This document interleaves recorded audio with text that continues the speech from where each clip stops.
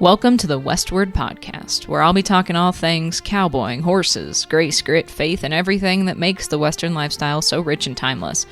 I'm your host, Devin Conley. You might know me from my social media channels, Devin Out West, and in this space, I'll share stories from the saddle, lessons learned under the big sky, a little bit of my humor, some poetry, and plenty of heart.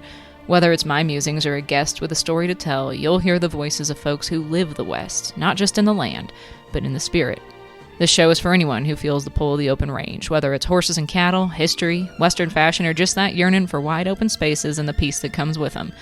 So take a deep seat in the saddle and join me as we talk about life out west. God is good, and I'm so glad you're here with me on this journey. Let's head westward. The Westward Podcast is co-produced with Liveek, the leading mobile app for horse owners. Find everything you need for your horse journey, from barns and stables to trainers, jobs, and horses, all in one free app.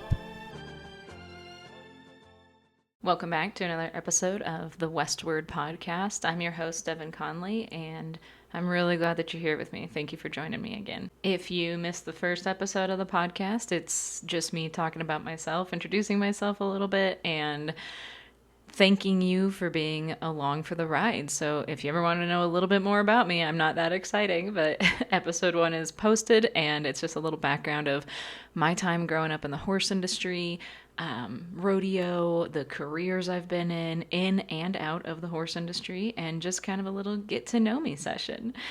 Today, I want to talk about a topic that I think, unfortunately, is very taboo in a lot of circles, because nobody wants to do this. But it's been something I've had a lot of personal experience with in the last year or so, and my entire life, but especially the last year. And it's all about failure and setbacks, because guess what? That is an integral part of life in general, but especially life with horses. You are going to face some pretty serious setbacks, some pretty serious failures, and you get to decide how you move forward. So that's what we're talking today, is failure, setbacks, and overcoming, with a few personal anecdotes from myself, a little piece of advice that I have found to be effective, and a little bit of hope for the future if you are currently experiencing this as well. So thank you for being here. God is good, and let's head westward. So with this topic, this can apply to you trying something new for the first time. This can apply to, like in my case, starting over at something and having to knock the rust off. It can apply to coming back, circling back to something you tried before, and maybe you didn't do so great at it, but you can't stop thinking about it, so you're here to try again. Whatever it is, the topic today is about failure, because that is part of the human experience. And I don't want to say unfortunately part of the human experience, because if we were just automatically good at everything we did the very first time we did it, how boring is that? Okay, great. We can master every skill immediately. Where's the challenge? Where's the thrill? Where's the chase? Where's the pride and success, right? That's no fun. So none of us want that, right? Like, we have to try. We have to get knocked down and pick ourselves back up and knock the dust off and climb back in the saddle, literally sometimes, right? And also metaphorically. Because without that, we could never learn perseverance, we could never learn resilience, and we could never learn what it means to be really, really proud of the success that we encounter, whether that's a small success or whether that's an enormous success. So failure is important, it's a lesson, and let's get into it today. So, when you're working with horses specifically, failure sometimes is immediate feedback from a horse, whether that's your horse ducking off second barrel, refusing to jump, blowing out past the cow when, you break out of the box, or the steer, whatever it is. Sometimes failure is very immediate feedback from your horse. But as horsemen and cowboys or riders or equestrians or whoever you are, my friend on the other side of the screen, we ask our horses a lot. We ask a lot of them. We ask them to keep learning new maneuvers, to keep honing their skills, to keep getting better, to try new things, to brave the unknown. And if we're going to ask that of our horses, we got to ask that of ourselves, right? We have to do those things too. We have to keep getting better. We have to keep learning, trying, pushing ourselves, improving, because we're a partnership.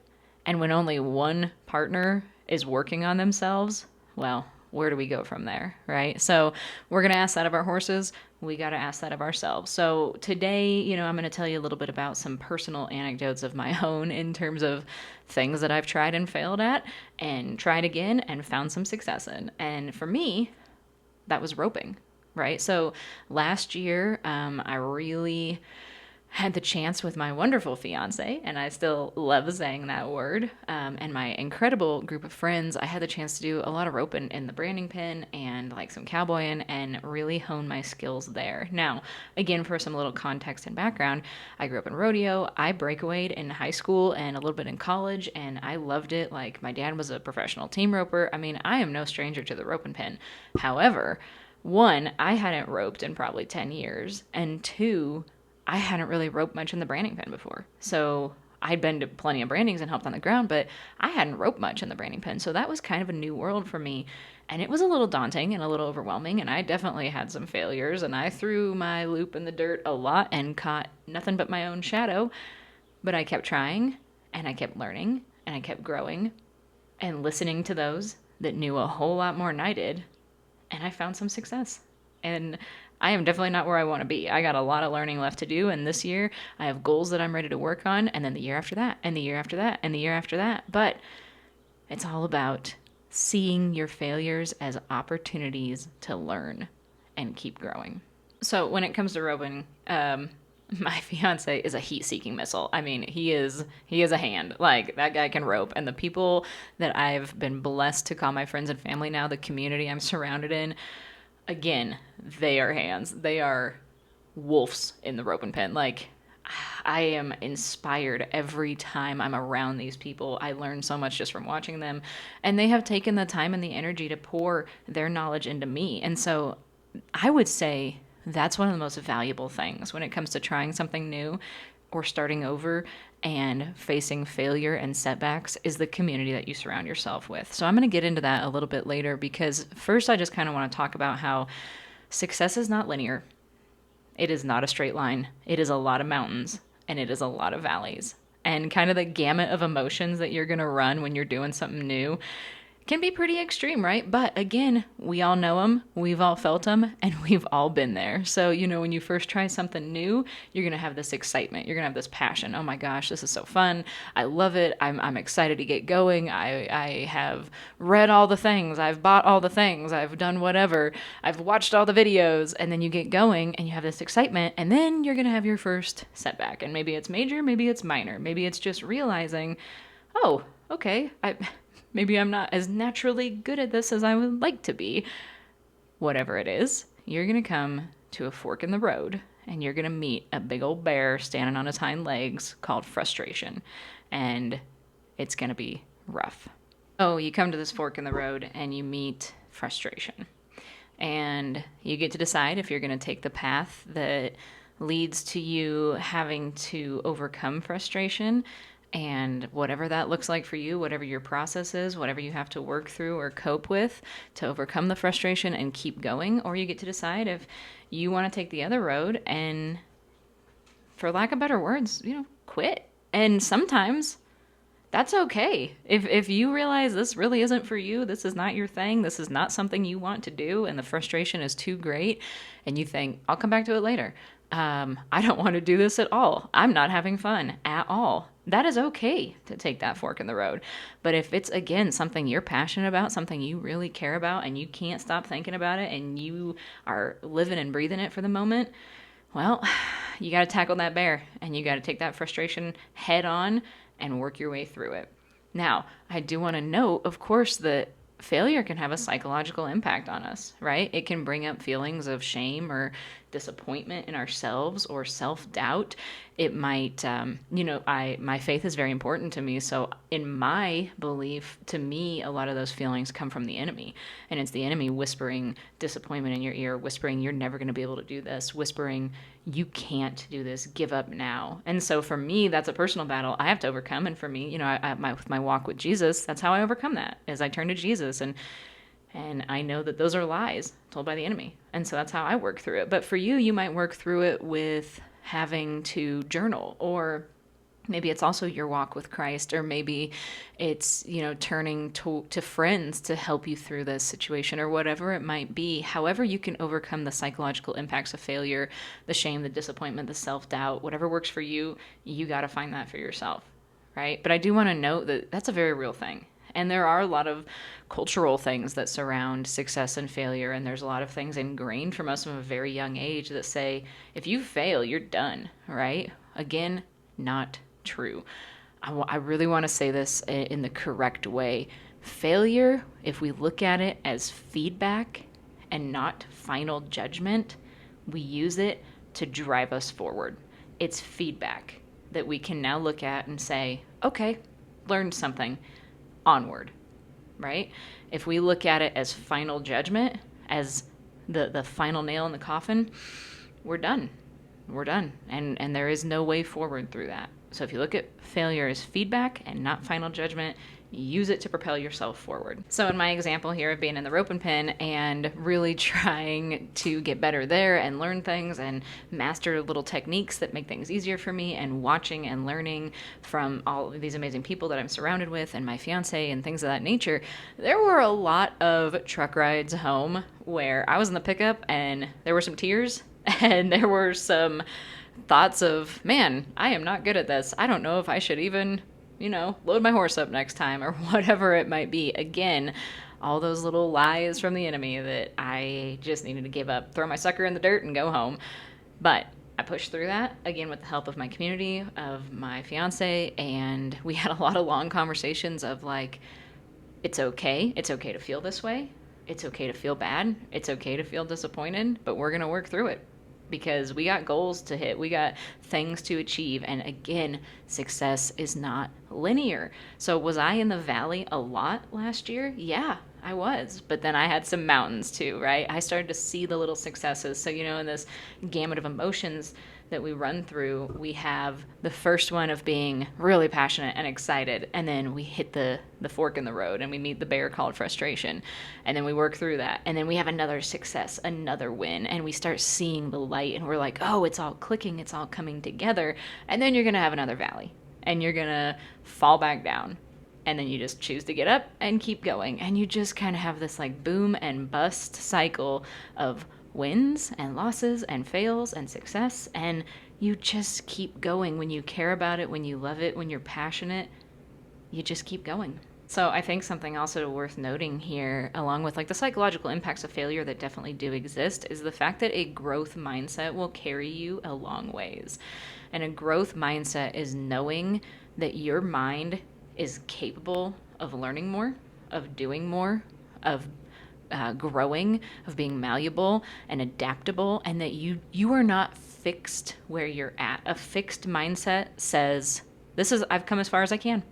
I'm done. I can't go any farther. I can't learn anymore. I am where I'm going to be. And a growth mindset says, absolutely not. The sky is the limit. Let's go, right? So having that growth mindset is a big key to overcoming the failures. So, I've given you my personal example of like roping and the branding pin especially. And last year learned a lot, came a long ways with the help of some incredible people. And this year I got big goals, and I have this growth mindset of like, we have so much to do. We have so many things to conquer. I got to be out there roping the dummy. I need to be roping from the back of my horse. I need to just be envisioning things and visualizing success. Those are all things that work for me, right? And that's part of having that growth mindset, is continuing to think, what can I do? How can I keep pursuing this? How can I keep getting better? What are little things I could be checking off as I go along, right? So whatever that is for you, whatever your journey that you're on right now is, whether it's starting a new discipline, maybe you went from running barrels to now you're doing dressage. I don't know. Maybe you just started taking riding lessons and you're just really trying to master the posted trot, like posting during the trot. Maybe you're branching out on your own as a horse trainer for the first time. Maybe you're working with a young horse and this is your first experience working with a young horse. Oh my gosh, talk about setbacks there. Like, that is a humbling experience, right? Horses are humbling in general. Whatever your journey is that you're on, where you're seeing some setbacks, you're seeing some failures, you figure out for yourself how to have a growth mindset there and what little techniques you can be working on for emotional recovery after each setback, after each failure. And you're just going to keep moving forward. You're going to be unstoppable. Figure out what works for you, set realistic expectations, have compassion for yourself. Absolutely. Along the way, like I said at the beginning of this, it'd be so boring. Life would be so boring if we mastered every single thing we go to try right away. That'd be boring. So have compassion for yourself. Know that you're in good company. And know that, again, failure is not final judgment. It's just feedback along the way. So for me, as I was going along this, last year, this journey of really getting into the branding pen and roping more, I had to kind of take an analytical approach to it. And maybe this works for you and maybe it doesn't. Again, you got to find what works for you. For me, it was analyzing what went wrong in the moment. So maybe I missed that loop because I did not set myself up for success. I did not put my calf in the right spot. I did not put my horse in the right spot. Maybe it was just an instance of like, I didn't have my mind in the right spot. I wasn't visualizing success at the moment. Maybe it was something completely out of my control, right?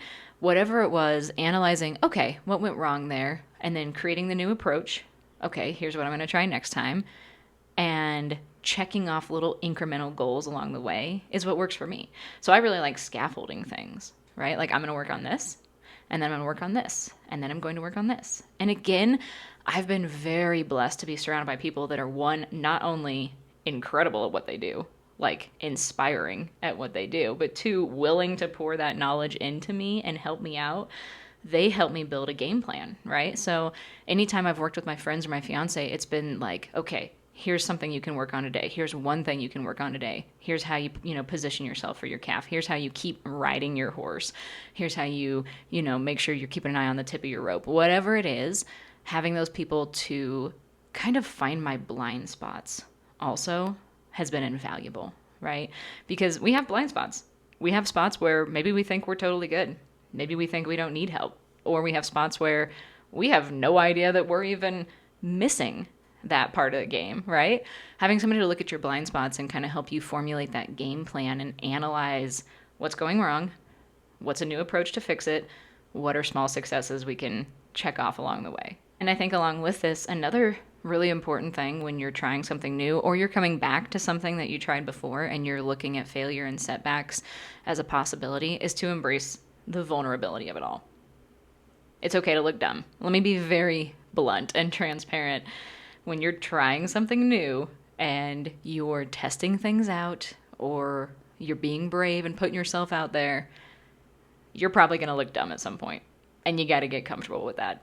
If I had a dime for every time I, missed, like put myself in the wrong spot, sat there and thought, oh my gosh, I can't believe I did that. I hope nobody saw it. And everybody saw it. I don't know how much money I'd have. I'm bad at math, but it'd be enough to go buy a pretty good lunch, right? So knowing that you need to be vulnerable in these situations is another thing that you just got to embrace it. You just got to embrace it because, again, you are in good company. All of those people that are so good at what they're doing were probably not that great to start off with. They've probably also had to walk this same path, come to that fork in the road, fight that bear, just the same that you have to get to where they are, right? So embrace the vulnerability, see failure as a learning process. There are so many cliche sayings. I like cliche sayings, by the way, that I could throw your way. Like, fail just means first attempt in learning. We fail forward. Failure is the learning curve. Failure is the price of greatness. All these things, they're all true. Embrace the vulnerability. And one of the biggest things my fiance's really taught me is develop mental toughness along the way. It's going to happen. You're going to need it. You're going to need resilience. And there's a time and a place to curl up in a ball and be like, oh my gosh, let me reevaluate. This is rough. I am struggling. And there is a time and a place to say, okay, I'm going to put on my brave face and I'm going to walk into the fire and face these setbacks head on. So again, failure is not something we can avoid throughout our entire life. You're going to face it. And I know it's not a fun topic to talk about. I know the word failure can invoke these visceral reactions, and it can make people be like, I don't even want to hear about that. Like, I don't want to talk about failure, right? I want to talk about success. You can't have one without the other, unfortunately, in my experience. You just can't. So whatever this new thing is that you're trying, whether you're out there taking writing lessons and you're, like I said, trying to learn how to post at the trot and you just can't figure it out, you can't get in the rhythm, and then you're going to get it. You're going to get it for like 2 or 3 strides. You're going to find yourself in rhythm with this horse. You're moving as one. It's going to feel right. And you're going to be like, oh, this is it. This is what I've been working toward. And then maybe you fall back out of rhythm and all of a sudden you're bouncing around like a sack of potatoes, right? That happens. Okay. But you did it and you've done it and you can do it again. And you just keep going and you just keep going. Maybe you've been terrified to lope your horse. That's a very real thing, right?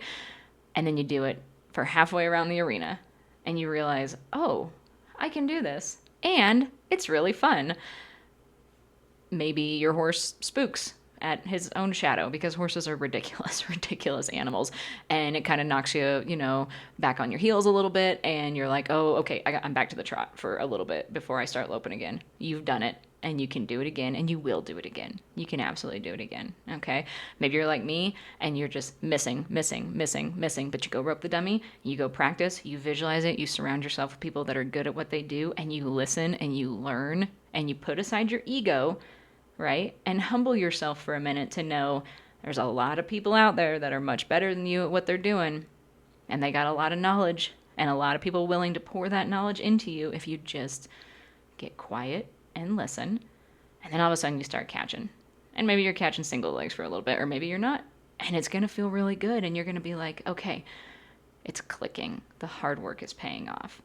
That doesn't mean you're not going to have more setbacks. That doesn't mean you're not going to have more failures. It just means that now you know you can overcome them. You can do it. And there's some scripture that I think really, really applies here.